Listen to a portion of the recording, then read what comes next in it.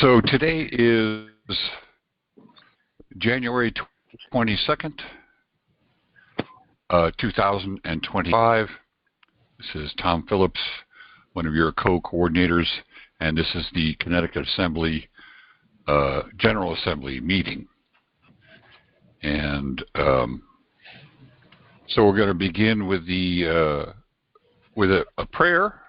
Would anyone like to offer a prayer tonight?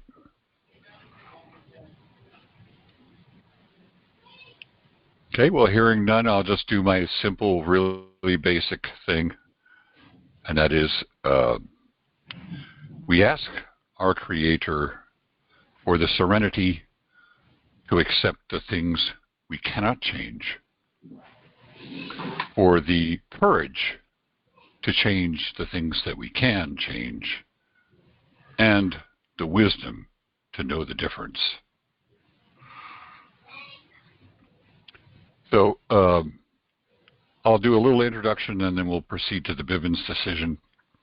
So welcome to the Connecticut General Assembly meeting. We are standing on our land and soil jurisdiction nation called Connecticut. We are here to restore our birthright government, a Republican form of government of the people, by the people, and for the people.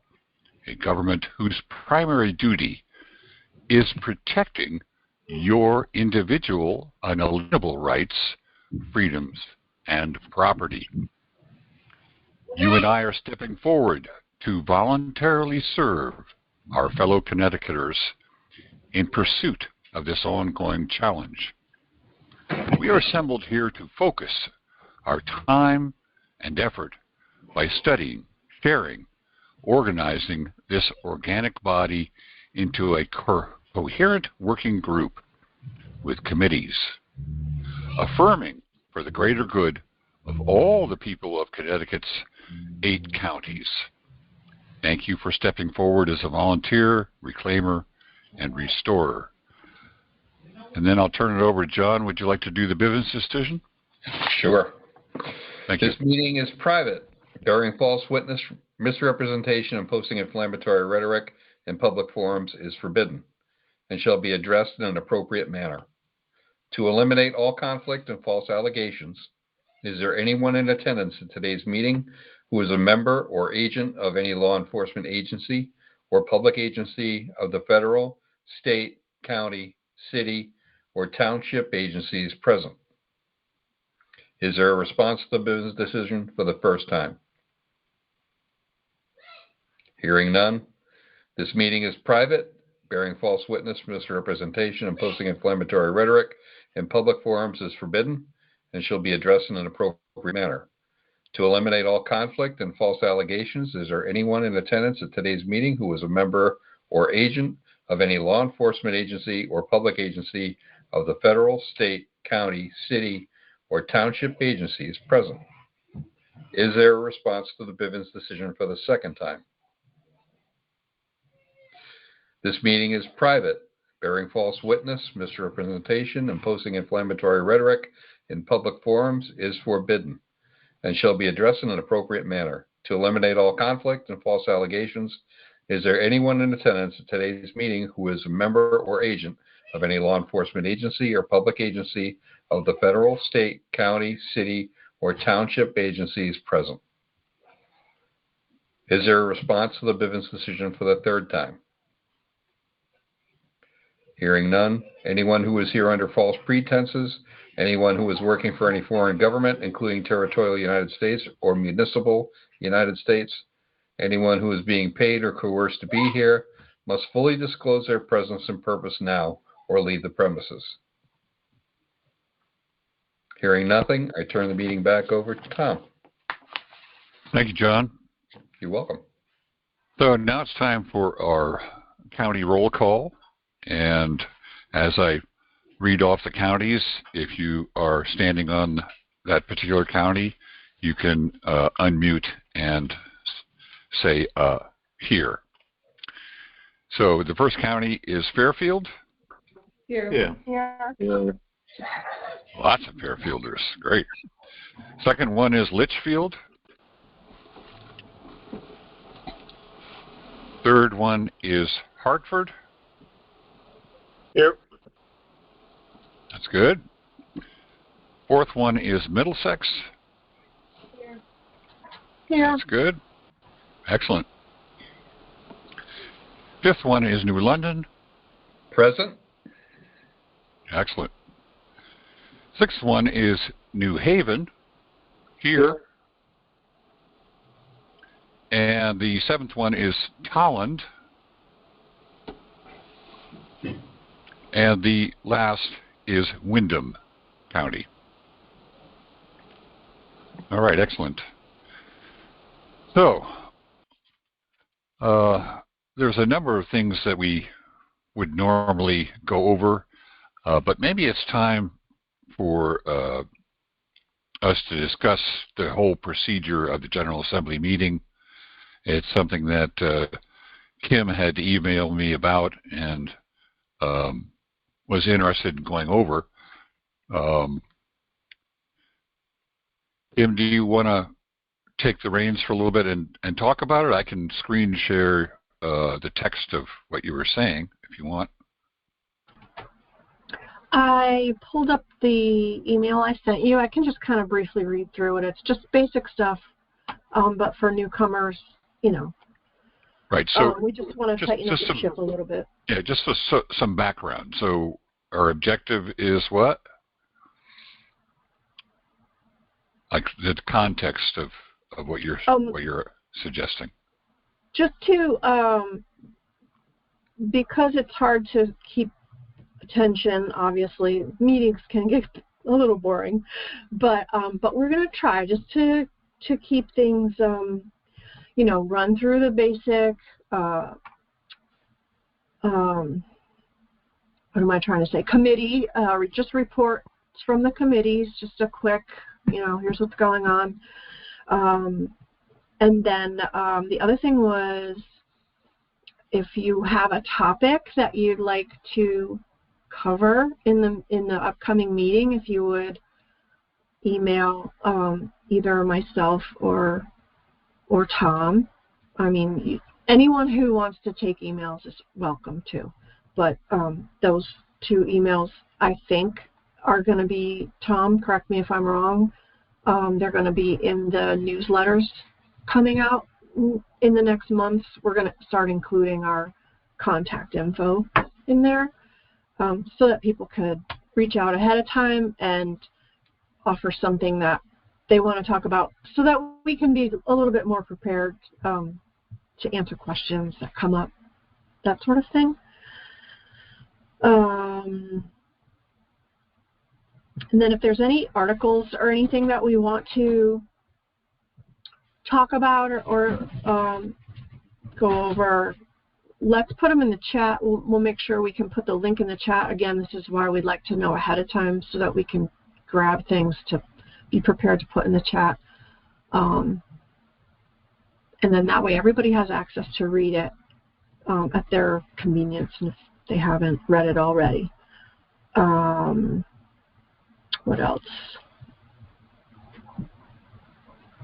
We did opening prayers, roll call, committee reports, and then open discussion, right? And then I was saying in the email that maybe, and we can all talk about this, maybe we want to do discussions and new stuff first and then business after. I don't know. There's no set rules, but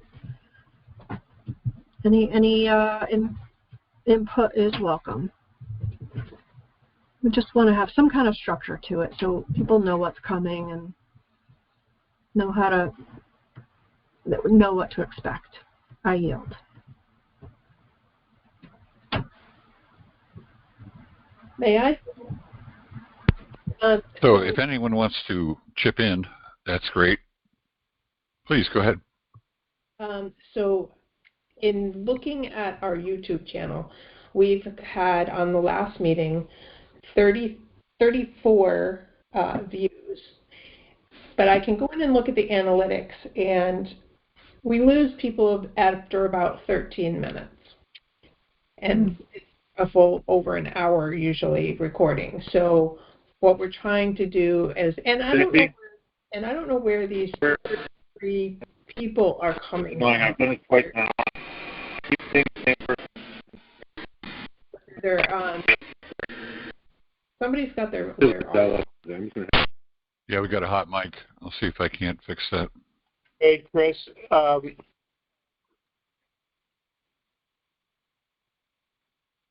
we have 33 views on the last video, or people starting to watch the video. And I don't know whether that's repeat people, but that's 33 people. We don't have that many people that come to our meetings, so we might be attracting people somehow. So we would like to make the videos a little more engaging, you know, keep the interest up so that they stay on it.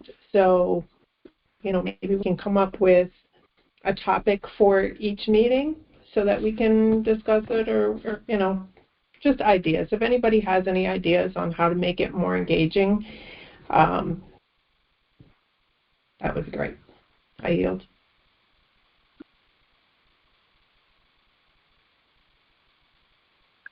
I think all that's great. Please go ahead. Hi, everybody. I've got a couple guys here. Like I said, Aaron is in Mansfield. And then Chris, who is, I think, on now, looks like I saw him, but then I didn't, but I think I see him again. Chris is also one of my group. Chris, looks like you got yourself muted now, maybe. Just want to let you guys know that those are my boys. And I wanted to say that Aaron is, he ran for I'm going to say state rep, town rep. Sorry, Aaron. One of those. I'll let you briefly mention that. And he, of course, ran on a really good platform, and he's one of us. Not by political status. He, of course, is still part of the local government, of which we are building an alternative. But he has really good connections into the PMA community. I don't know if you guys know about PMAs. I'm sure you do. And we're looking to do a project, so I'm very excited about it. And I'm going to partner with Aaron on that because he's got such great experience.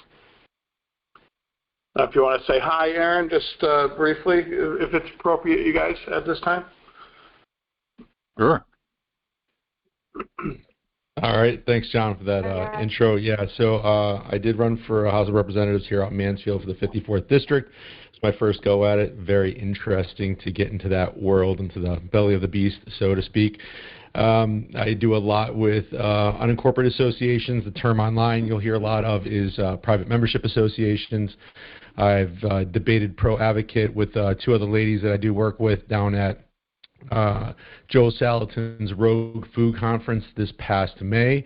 We were down there for a 2-hour debate. I've helped people from Connecticut here specifically. There's been about 5 ministries I've helped beat back the Office of Early Childhood when they tried to shut them down. Very first one, I had some help with a good constitutional attorney in the state. And then I've helped people all the way out to Hawaii, and Australia is probably the furthest I've gone with association work. That being said, who was talking about YouTube? Your YouTube channel? Well, we have a YouTube channel, and that's Anita is our IT person. Who's okay, so I have a little experience in that aspect too. If you want any help or pointers, there's definitely things we can do to get your views up. Short to the point content is better. I don't know if you guys are putting up your whole hour meeting, but I would chop that up into smaller bite-sized pieces, and then a lot of like talking head videos. You can see if you search Freedom Frequency on YouTube, you can see my YouTube channel and all the different views. And I was doing a live once a day. That's kind of stepped back a little bit, but there are definitely things you can do between checking what people are searching when it comes to the topics you're talking about, to thumbnails, to the duration, and then doing some B-roll to make it a little bit more interesting. But if you have any questions, John can give you my information, and I'd be more than happy to help you out with that. So thanks for having me. Excellent, Aaron. Oh. And you're very well versed in common law, along with the PMA. So I thought it was a really good fit. I know he's got like a full, beautiful family of children and a beautiful wife and a new house, and so he's got his hands very full. But he ran anyways. Good guy. Thanks, Aaron. And then Chris, I don't know if you can hear me. You are muted, so you can't speak until you change that. But Chris is out in Stafford and very tuned in to farming, and he brought up a really, you guys let me know if I'm taking too much time, please. But he brought up this really interesting thing, in initials, the acronym CRCOG. I believe I have that correct. And they are a group that deals with zoning in almost every district in, is it the United States? I mean, they're really wide-ranging, and we don't know how they get appointed. They're politicians in the states, and they are the governing agenda for every zoning meeting or issue or a new building. It's like they have such control. I feel like they're UN. I feel like they're UN representatives, and they have such control over what happens in the United States, and nobody knows about it. So I was really excited when Chris brought that up with me, and thinking, wow, like how do these people, like how do we shine the light on them? They're like this little invisible crew, you know, where everything gets approved in some sort of a event or court or meeting room, you know, and it must be run by this group, CRCOG, or how do you say it, Aaron? Krog? Krog. Yeah, you have to like subject to Krog approval, like everything, and it's unbelievable. Like they're forcing their agenda through this group, and no one questions them. No one. So anyway, I just thought that was Chris's contribution, and Chris. I just muted myself, John. Ah, yes. Hi, John. The Please. volume's a little low. I'm having a little trouble hearing you guys, and I can't see who I'm speaking to other than Aaron and you at this point. Oh. But yeah, it's roughly, the acronym is Council of Regional Governments. The one that governs my particular area, I believe there's 4 or 5 individual councils throughout the state of Connecticut. The one that governs my area is specifically called CROG. It has, I'm going to guess it's right around 30 towns that it influences. So, for instance, I was on the Planning and Zoning Commission in my community, and any time that we passed new regulations, we had to send a letter with our proposed regulations to them for their approval before we could pass them. If anything that we had on our list did not meet with their idea of what the regional plan is, as it was referred to, then we would have to recraft the wording so it fit their approval and it didn't step on the toes of any other towns or them. At that time, that was pre-COVID, and the meetings were being held during the daytime, during the week, roughly, say, 10:30 on a Tuesday morning. So no public would go there, and the appointees to that council were all that. They were appointed. They were non-elected. Just recently, John brought my attention to a project that was going on in Hartford. It's had to do with installing bollards in the streets. It's called the Lean Cities Program or the Lean Streets Program. And I just jokingly said to him, Krog strikes again. And then I looked it up afterwards. And sure enough, it was them. They were doing it. It was under their influence. And the deeper you look into this, the more projects you see that are connected to them. And I am wildly speculating, so no one hold me to this, but they govern safety policy through their influence. And it's very possible that when we had a lot of folks during the pandemic who were upset about masking and social distancing, and they brought these problems to their local towns, selectmen, board of aldermen, mayors, whoever, and they requested these things to be undone and they got no response, it's very possible that that was due to the influence of CROG, that they were the ones that initially broad spectrum, these are the new policies, and everyone had to comply. So I guess that's my short explanation of what they are, a brief explanation of what they do, and I think it's important for everyone to kind of go and have a look at their website. It's CRCROG, I believe. And just look at the scope and see if you can find anything that relates to your town. And I don't know, I'll turn the floor back over to you, John, but thank you for bringing it to the attention of yet more people. Thank you. Excellent. And let me just say that, of course, I know that you guys, that we are attempting to operate from outside of that jurisdiction, right? That is not what we're about at our core. But the fact that we will be running into these kind of challenges and obstacles and knowing about them and how they're structured, to me, is number one in actually successfully navigating them. And the PMAs is a really strong tool, I think, to assist with that. But, when we have groups like this that are so aligned with a mission and with dedicated members, all we need to do is grow it, and this thing can become a juggernaut of force. And I look forward. I see it. I feel it. And I know I don't come on all the time, you guys, but when I do, I get really fired up because it really feels like something can happen. So, thank you. Okay. Kimberly has her hand up. Please go ahead, Kim.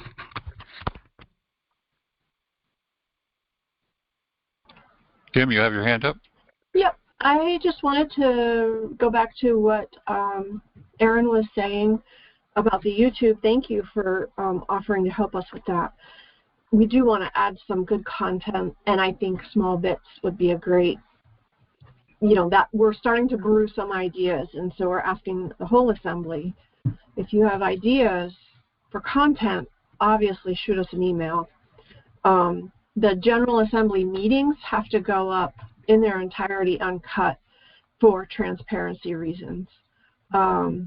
So just structuring the meeting the same way, whatever we decide to do, so that it's concise and moves along. I think that'll help a lot. But any other ideas, guys, for short stuff? We would love to spice it up and get it rolling and make a good YouTube channel. I yield. Well, thank you. So I'll just say a little bit about jurisdiction and the role that this Council on Regional Government is applying. And I have not done any research into them, so, I'm not the authority on this. But I can pretty much guarantee you that what we're talking about here is a municipal corporation. And if we understand that the municipal government has actually collapsed and is no longer being fully funded, we may see that this Council on Regional Government may actually dissolve, may not have funding. But the important thing for most of us to understand, and for all Americans to understand, is what we think of as our government is actually our employers, employees. And so it's the recognition that the public are paying for all these programs, and that you need to demand performance from your hard-earned monies going to these people. Now, that's just the kind of the basic overlay, but the jurisdiction thing is huge. It just gets a little complicated and a little hard for people to understand. but it's really very, very simple. When you declare your status, you return to the land and soil, and you get back your birthright. Okay, very important. When did you lose your birthright? You lost it when your mother signed your birth certificate. That's when you were transported off the land and soil. And so when you get your 2 witness statements and do your 1779 declaration, you return to the land and soil, and you operate in that district, jurisdiction. And what these guys are doing, if they're a municipal corporation, is they're operating in the air jurisdiction or sea jurisdiction under admiralty law. And so the effect of that is that when you understand where you are in all of this, when you comprehend the layers, is now you have some tools to disarm them in ways that you hadn't thought possible before. Like just attending their meetings and rattling their cages a little bit is certainly, a good way to go, I would imagine. But it's not going to be anywhere near as powerful as us having our own court standing in Connecticut, land and soil court, and being able to address their attempts to create various administrative codes. They're not actually laws. And so that's our main purpose here as the Connecticut Assembly is we have power to take these things back. And when we get our jural assembly fully functioning and have a court functioning, it will give us a whole lot more power in ways that you can start seeing it happening in Ohio if you understand what's going on in Ohio. But anyway, I don't want to talk on endlessly about this. It's a deep subject, and there's a lot that could be covered. But any form of tyranny is something we're against, right? We're here to try and protect the individual unalienable rights of everyone in Connecticut and protect their property as well. So anyway, I think you all get the point. So we do have the floor open if people have other comments they want to say about the Krog fight, and thank you, John, for bringing your friends on and illuminating this whole dastardly cohorts. It's good. Yeah, you can't fight an enemy you don't know. So thank you for that. Anyone else have any comments?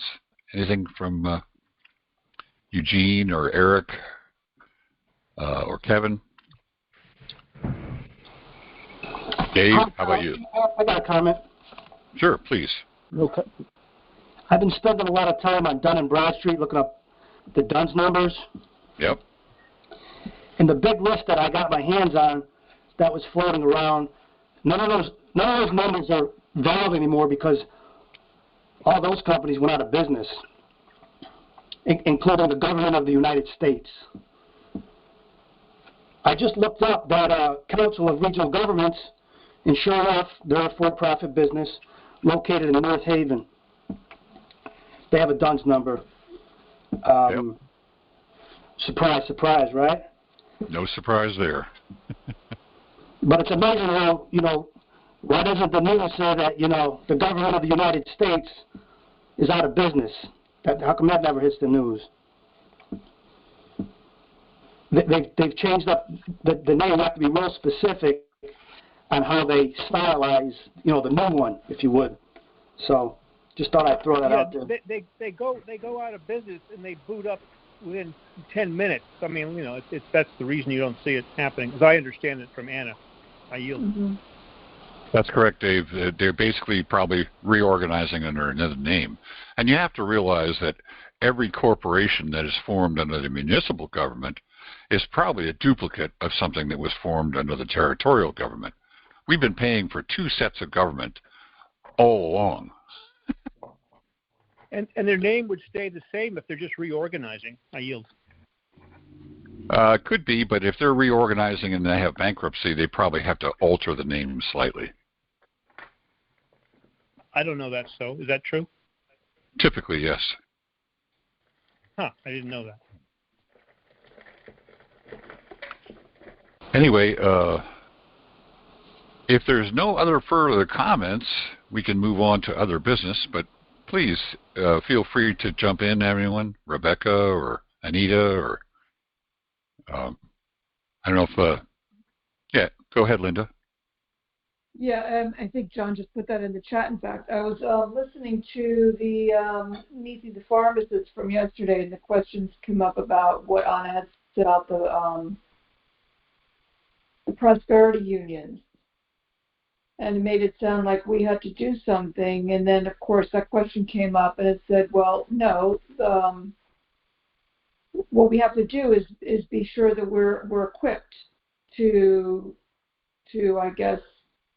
Structure our prosperity account. So to my knowledge, we should be prepared. We have, I'm the treasurer, we have two treasurers, and we did submit our information, am I correct? So, what we're trying to figure out is, have we done what we need to do to reach out so we can get our prosperity bank brick and mortar, going? I think we're very close to training. Kim, do you want to update folks on the recent information you got? Sure. We were submitting, our what was it called? Affirmations of our involvement, in the assembly. And then we got a connection, webmail global family group login for coordinator, and with a password. So we're connected, and of course, what I could do is send you and David the username and password, so that you also have it. And then we're waiting on them to tell us what's next for training. Training is next, I would assume. So just a little bit of background so everyone understands. The Global Family Group, which is our land and soil bank, and also our international Blue Dot Bank, which has now over 350 million subscribers, is getting ready to come online in the U.S. And according to the latest word we have from Anna, that's happened in several states already. She wasn't specific about the states. Maybe she didn't want a whole bunch of people calling those states and saying, wait, can I get into this one? But in any case, we have an inside connection with the global family, and this is one of our former IT people who still does a lot of work for Global Family, and so we're quite confident that we're on that current list of people who are going to be trained, and once that training has rolled out, then we will begin doing the training for everyone else in Connecticut that wants to join into the Prosperity Union. And I believe the initial part will be for prosperity cards. So what you need to understand is that all your life you've been dealing with Federal Reserve notes, which are basically IOUs. What do they say on them? The good faith and credit of the U.S. Congress. And they've a promise to pay, but pay when? Pay with what? It doesn't say, right? And so in in traditional commerce, to pay a bill, you remunerate them with something of value. And this is why gold and silver coins have been always so reliable a standard, because they're worth something beyond the fact that they may be stamped into a coin. But most of us have been operating on credit IOUs and credit cards and, the whole system that we're familiar with. And so we don't really understand what real money is. But with the Prosperity Union, what we're going to be doing is accessing our prepaid credit. What does that mean? Well, what that means is that because we've been operating on IOUs for 160 years, a lot of prepaid credit is owed to us. In fact, astronomical amounts. All, for instance, utilities and other public corporations have already been paid for by public funds are actually owed to us.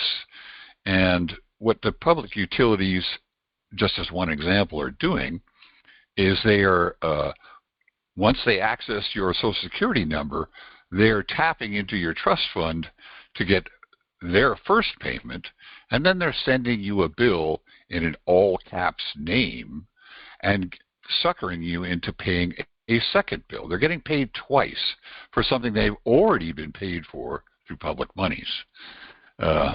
Anyway, but what the whole prosperity account is trying to do is unlock this. See, every time anyone talks about national debt, they don't talk about the other side of the ledger, which is national credit. Any business knows that anytime you have a debt, you also have a credit. But because of fraudulent bookkeeping and double standard accounting, easy Eddie O'Hara style accounting, we're in this mess. But the prosperity accounts are designed to free us up, and they would enable us to pay essentially all our bills with prepaid credit that we are all owed.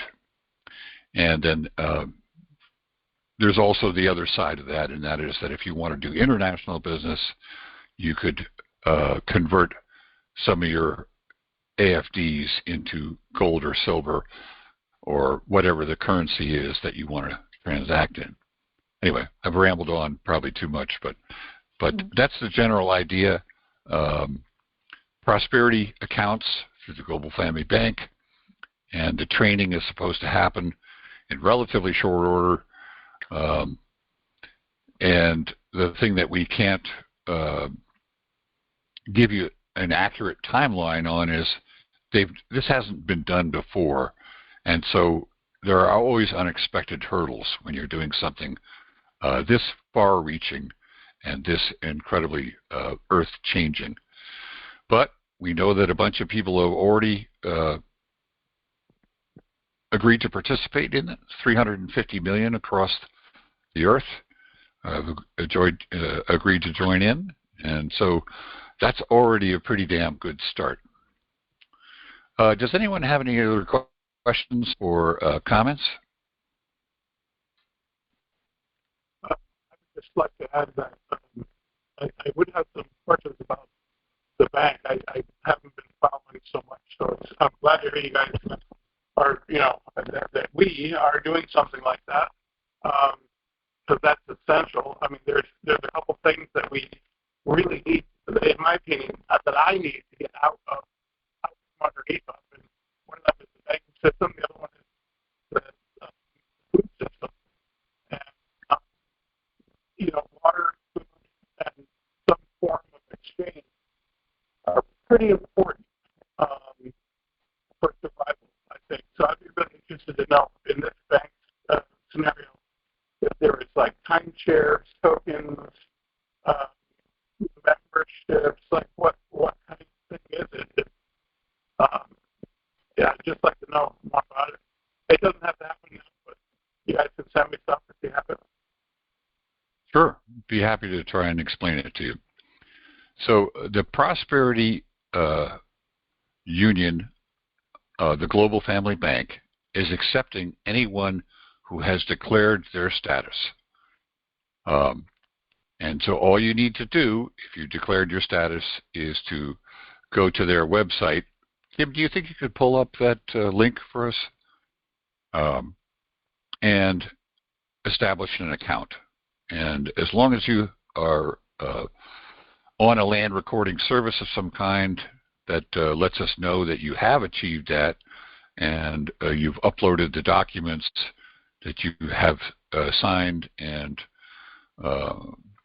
duly recorded, it should be pretty much plain sailing to get that account established.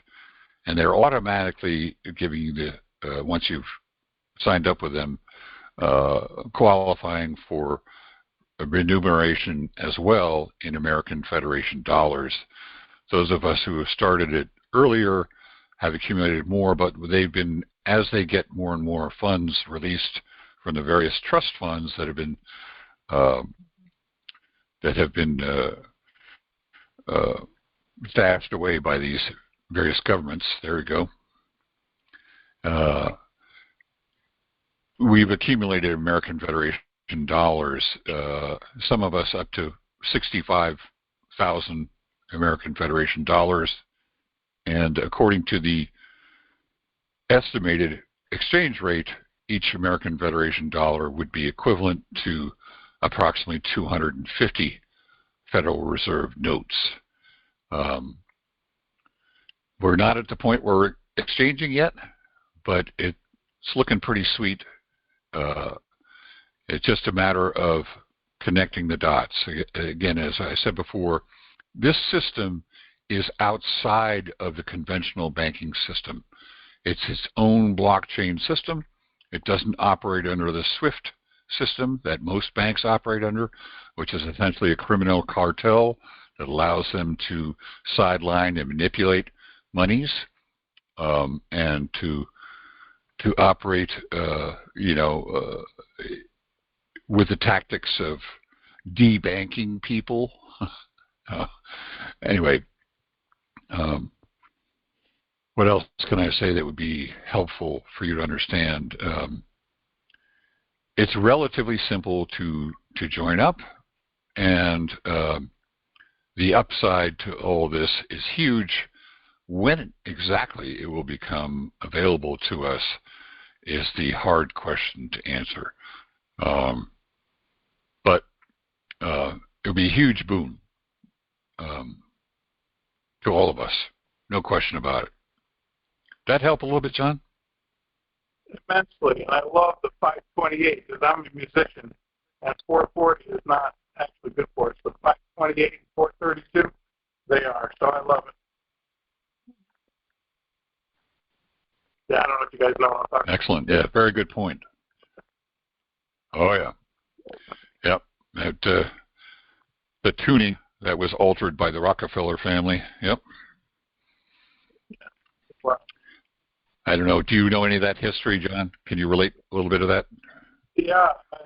So 440 was the original, with the new frequency. So when an orchestra tunes it to 448 now, but I think prior, and how it has to do with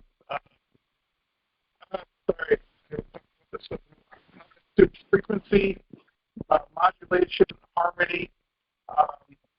The entire orchestral scale is built on one note, but that note can shift. It can go up or it can go down. 532 would be, 432 would be down from 440, and 528 would be above. I don't know if you guys already know this, but that's from a musical standpoint. That's the idea that frequencies have tremendous benefit to us, and the 440 is actually a detrimental one. So we listen to beautiful music, we meditate to it. If it's supposedly in 440, it is not good. And what Tom was saying, that the lovely robber barons, that the Rockefellers and Carnegies and all these other families, Rothschilds, they probably created or did create a mandate, much like Krog, carrying an agenda of deterioration upon the people. True to form, make us go with something that's not beneficial. So, as I understand it, that's about it. Yep. Everything is frequency, and the frequency of each cell of our body is immensely important to our health, and it's all influenced by the music that we listen to, and the scale that music is adjusted to is what we're talking about. Anyway, we've kind of got off on a little bit of a sidetrack, but does anyone have any other comments or things they want to bring up in regards to the banking or Krog?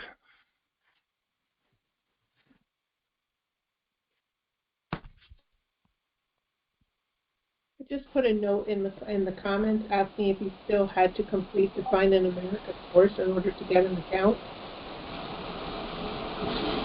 I don't believe you have to, but I do believe that people who have completed it will be prioritized in the remuneration process. When I started my account, you had to give your proof that you took the course. Oh, yeah, that's a good point. Repeat that, please, Rebecca. Which course are you talking about? Sign in America. Oh, right. Pretty easy. Yeah, it is very straightforward. I was asking for my brother.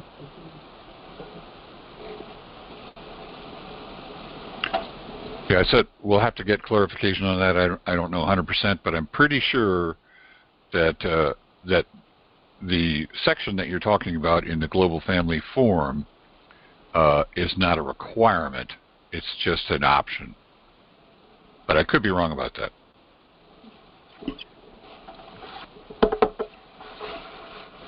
Anyway, so let's see. We're coming up now on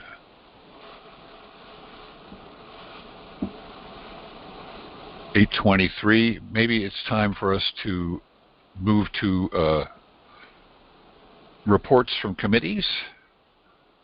I don't think we have a whole lot that we need to bring up, but probably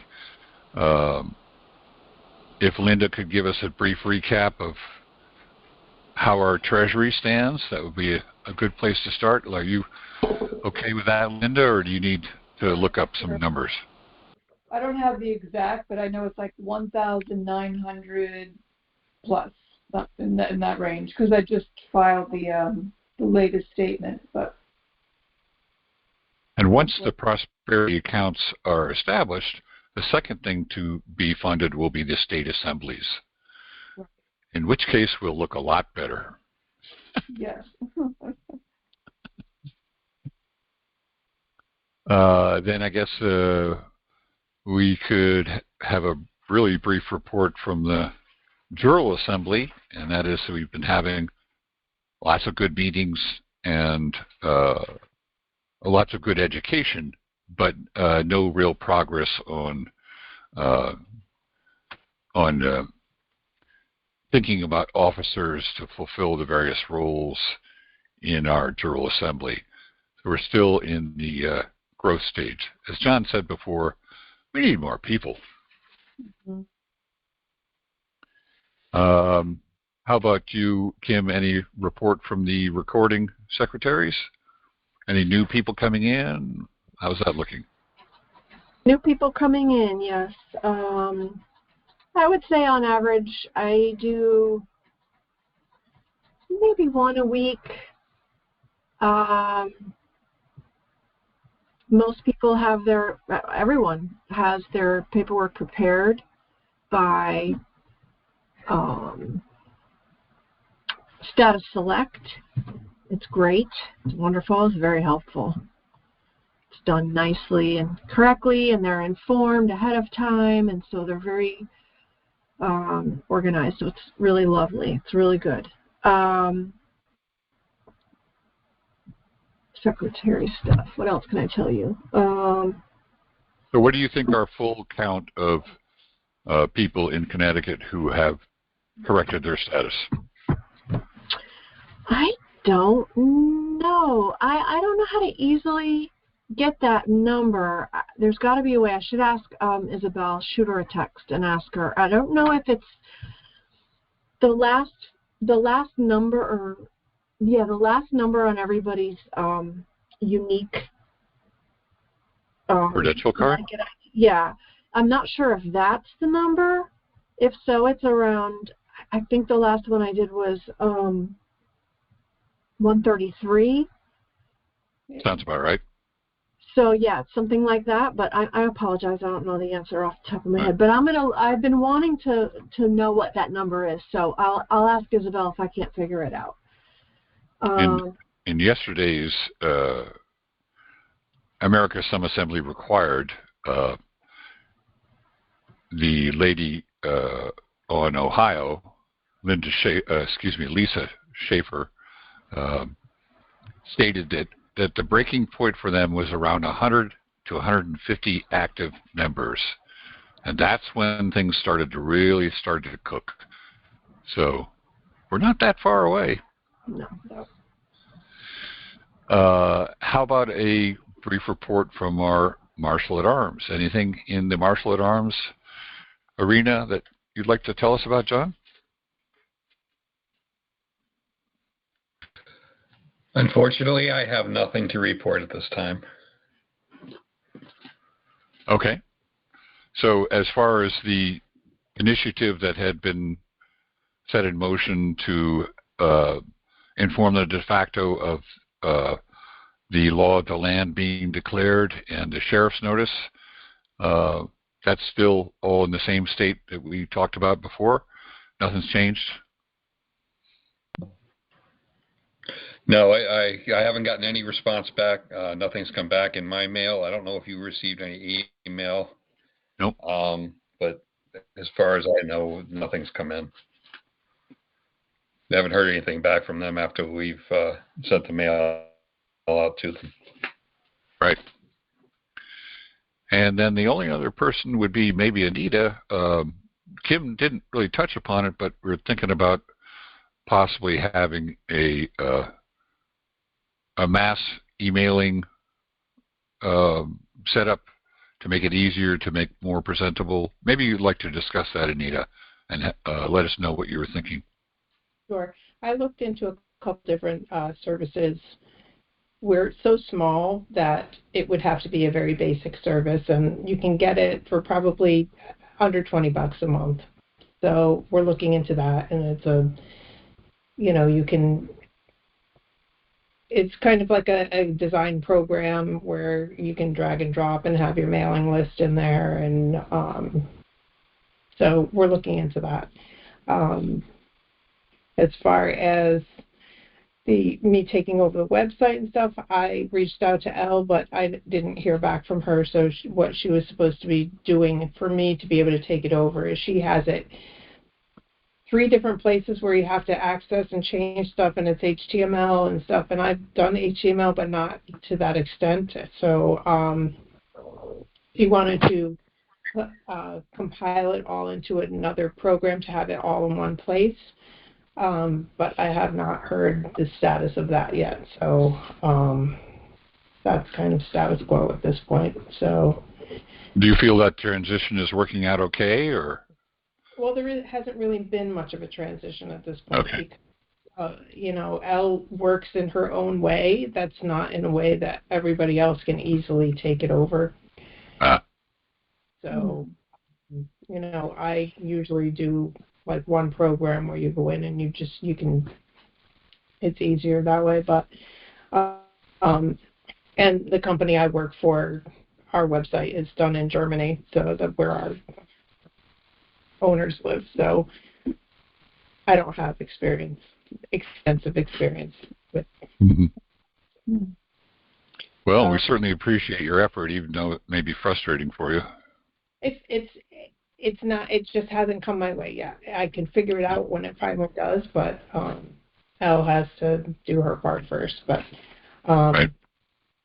And then as far as the YouTube channel goes, Kimberly and I have discussed putting together little snippet videos of things that would help, people with the TAZA website and stuff, but it seems that their website it changes too. So, we're going to try to put little more informational things up there rather than just our monthly meetings.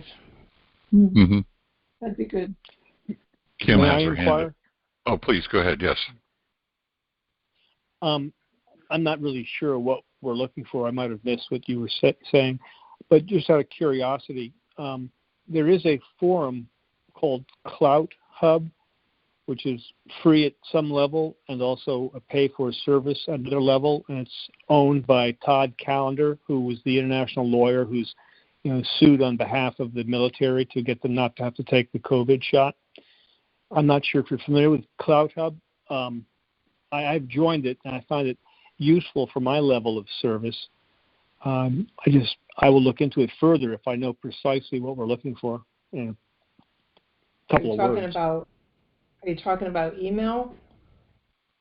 Well, it's a communication site. It's a meeting site, communication site, and it's not necessarily an email site. So if that's what we're looking for, I'm out in the woods here. I apologize. Well, what we're looking for, Dave, just to give you a brief idea, Sure. We're kind of following the model of Ohio. Ohio now has all their 4 pillars standing. They've done it with about 350 people who've declared their status, and as Lisa Schaefer was saying, something like between 100 and 150 active members. And Lisa was saying that when she was, in full pitch mode to get this all happen, she was sending out approximately 1,500 emails a week for the various committees and invitations. And so we need some way to handle that kind of volume. We expect it to come our way. Maybe that's overly optimistic, but it seems to make sense to be prepared. I will look into Clout Hub and just see if that may be useful. I'm not sure that it will, but I do like Todd Callender, and the service that he provides is pretty unique and very secure, and free, as well as a paid-for service that's reasonable. I yield. Yeah, sounds good. Tim, you got your hand up? Yes, what was I going to say? So when we decide, I guess if anybody has input about,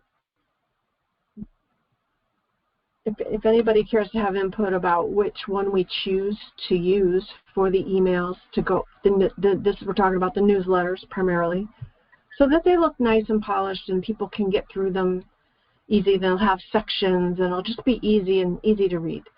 But what we are going to do, Linda, is come to the treasurer, co-treasurers, and ask the assembly, or I guess we would ask the assembly, if the assembly would fund that, whatever it is per month. So that's our thoughts for the newsletter. I yield. Right. I think, the normal procedure would be to have basically you guys, the IT, put forward a recommendation, and then at the General Assembly meeting, which we're in now, you could make a presentation about what that would cost and what it would look like, and then we can offer a motion to vote on it and to see how that goes. We'll try to do that for next meeting, I guess. Does that sound reasonable, Anita? Sure. Yeah. Really, the only information I could get from them was just the monthly cost and what you would get for that thing. You can't get in there to see what the templates are. You can't get in there to see any of that stuff, which is, kind of, I couldn't go and move any forward. So I guess we could always try something, and if we don't like it, we can change to something else. Right. Right? True. I guess. It doesn't sound like that terrible commitment. You know. Right. Now, I think one is like $13, and the other one is like $20 or $22. And Right. I think the $13 one is probably going to be sufficient for us because we only would send out a little over 100 emails. It's not like you're sending this mass, Mm-hmm. mailings of the thousands of emails that you got to keep track of and trying to track your customers. And we don't do any of that. We're not going to do any of that. Well, we do have 130 people. It's still not 130. Just not like. Yes. No. I work for, we're sending out, 20,000. Right. Right. That, then you can get caught up in spam and you have to worry about all of that stuff. And we don't have to worry. Yeah. Not yet. Someday. Someday. Someday, right. So could I ask, is this a committee, is there a committee for membership building? Outreach. Yes. Outreach.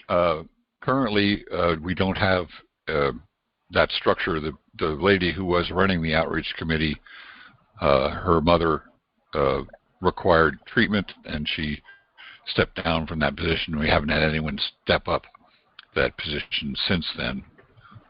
John, you're perfect, John. It's available.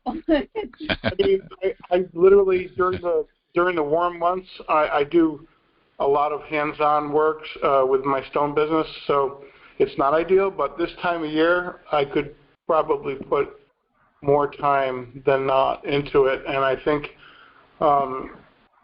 maybe this would be a good conversation for next meeting. Is it once a week, you guys? Every Monday, right? That we get together? Well, what we're doing is, please go ahead. No, I was going to say the General Assembly is once a month. We have other meetings, like Correct. the General Assembly meets. Right. Okay. General Assembly meets. Mm-hmm. Go ahead, Correct. Tom. So there are basically 4 meetings that are held every month, and I try to keep it to 1 a week, although that doesn't always work out perfectly. And then there's a 5th that's held quarterly, and that's the Land Grant and Patent Committee meeting for those who would like to work on getting their chain of title and not having to pay taxes anymore on their property. But that's the current state of affairs, and a good, fully standing assembly like in Ohio has probably got at least a dozen committees, all doing their own research and stuff, and bringing proposals to the General Assembly. So, like you say, we need more people. I'm happy no to question work about it. The way I see it is, social media, emails are great. They're not what they used to be. Social media is where it's at now, and meeting in person. Those are the two top ways that I engage people in what I do.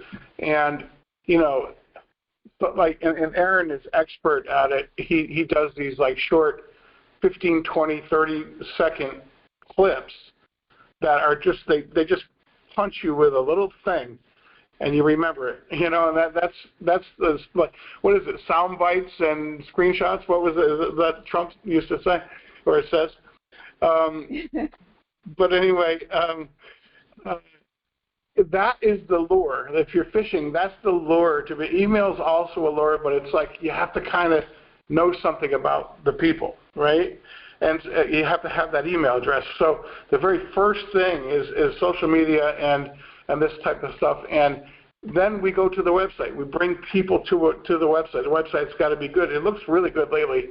I got to tell you, you guys did some really good work with that, and I think it looks remarkable. But the better that is, and the more kind of I was going out. I think I told the group before, maybe a year ago when I was on, I was going out doing like in-home presentations with a projector and everything. I think we really could amp that back up again because it's so fun to do. People love this shit. Like you talk about, they're like, oh, that resonates with me. Like we could all be doing them. You know what I mean? Like everybody get a projector and go to 2 or 3 meetings a week and talk to 5, 10 people at each meeting, and this thing could grow by the hundreds in a couple of months. I mean, it's so easy to do that, and especially now, people are so into it. So anyway, I get excited. But anyway, Well, I'd love to see. That's why you're perfect for that. That's the thing, you know. Some people have that passion, and you're easy to talk to. So that's who but that's who's best at doing that sort of thing. Not everybody can. We should play to our strengths. Yes. Yeah. But if you give people like easy stuff to do, yeah, and they're with people that they like, it's not like we're walking in with strangers. Yeah, sometimes, but it's people who have brought people that they like, who brought people that they like. You're talking to your family. It's so easy to do. Mm-hmm. And you know, with the right slideshow, and that was the challenge, I think, was getting the slideshow. But it can't be too long, you know. It can't be 50, 60 slides. It's got to be like 15, 18 slides. So, John, we have a slide presentation that I was trying to share with Anita, and because for some reason it's so hard to deal with in Mega Drive, drives me crazy. But we have an entire beautiful slide presentation that we could maybe get with you, and we've been trying to figure out how to put it into little bites, and we could start there and use what we've got already with, I think narration is what we need over a slide. We don't have any of the narration that was done that day. So that's a great place to start because we already have the content. So maybe we should start working with you, or Anita, or something. Anybody else? I'd love to. Kimberly, did you see that presentation? I tried to send it to you, Anita, but for some reason it wasn't. I don't know what. Drag the file into WeTransfer.com. It's a larger, like a 1 gig. 1 gig. Right. I could probably do that as well. Oh, I've been thank using you. WeTransfer. Okay. Would you maybe try to? Do you know where it is? It's in the Mega Drive, Tom. Okay. You're talking about the Florida presentation, or the one that no, the one that Angela used. Yeah. Yes. Right. Yeah. Well, anyway, John, I'm certainly open to the other side, and that is that if you do, doing an in-person presentation and you need support, I'd be more than happy to try and, attend and help, answer questions and that kind of thing. Let's try to work on that. I'm definitely interested. Cool. Excellent. And if we start doing a little bit more of that, then we should get some banners and nicely done banners and stuff. Banners. May I ask for clarification? So are we considering swapping from this email service to a social media service? No.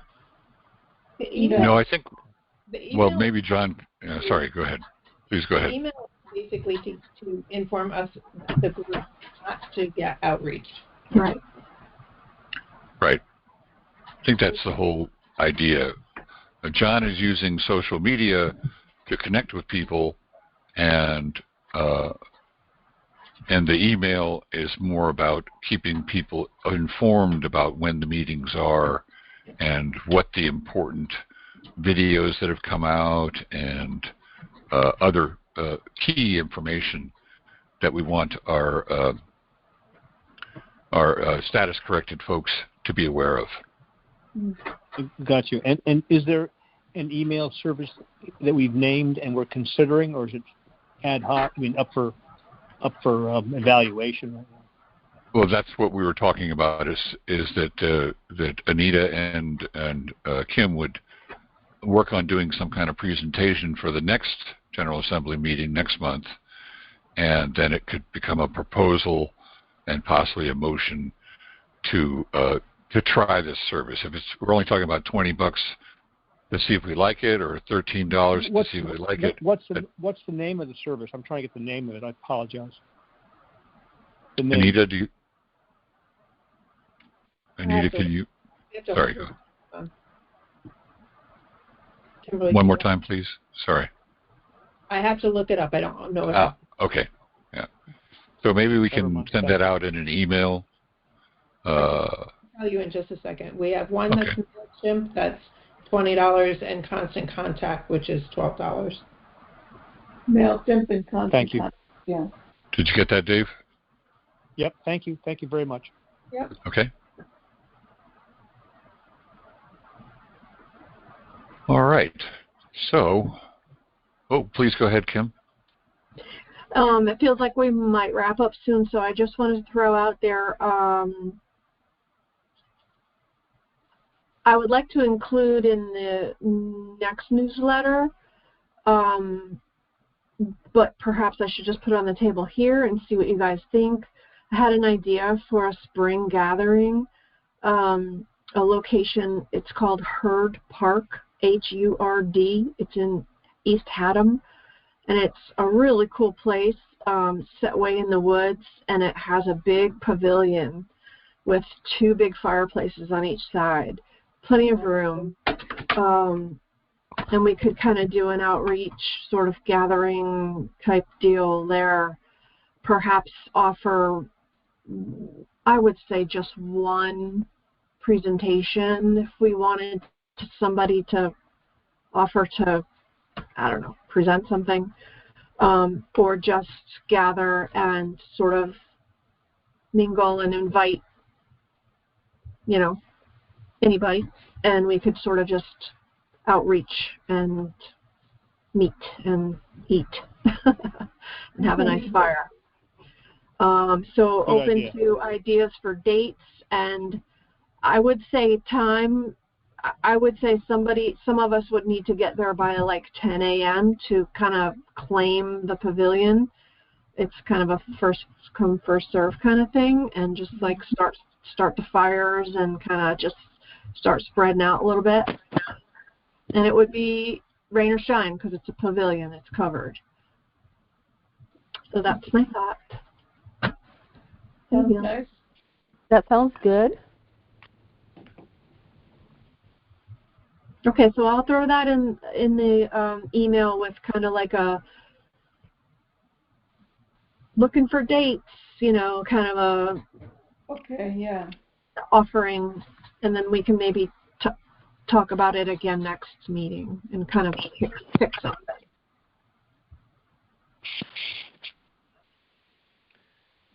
Sounds good.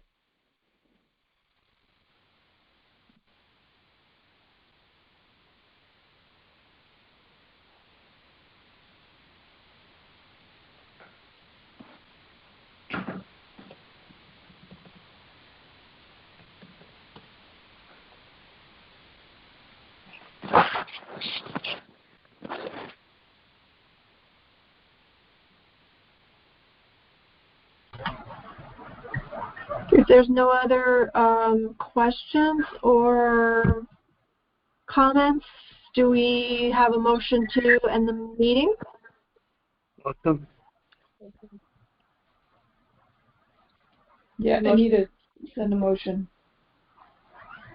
I second. Thank you. I guess we can adjourn. I'm not sure. Tom, are you there?